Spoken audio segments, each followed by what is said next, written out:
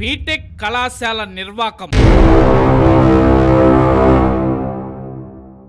వివరాల్లోకి వెళ్తే మార్కాపురంలో మరోసారి బయటపడిన ఇందిరా ఇంజనీరింగ్ కళాశాల యాజమాన్యం నిర్వాకం.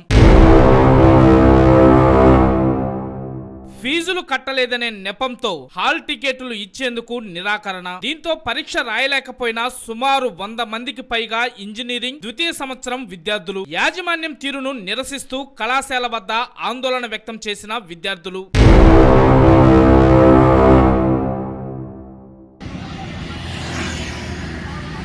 దాదాపు 100 మంది విద్యార్థులు సెకండ్ ఇయర్ బీటెక్ వాళ్ళకి హాల్ టికెట్లు రానందువలన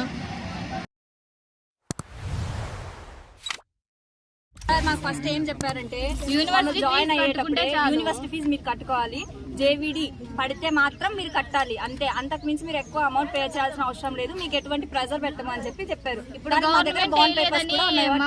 వాళ్ళు ఇప్పుడు ఏమైనా ప్రెజర్ చేస్తున్నారంటే 1 lakh కడితే తప్ప మేము మీకు హాల్ టికెట్స్ ఇయ్యము అని చెప్పారు. సర్లే అని చెప్పి ఇస్తారేమో అని చెప్పి 10:30 వరకు వెయిట్ చేసాం. అయినా కూడా వాళ్ళు రెస్పాండ్ కావట్లేదు. సార్ వాళ్ళు అయితే అస్సలు రెస్పాండ్ కావట్లేదు. ఇప్పుడు మాకు 2 పరిష్కారాలు కావాలి.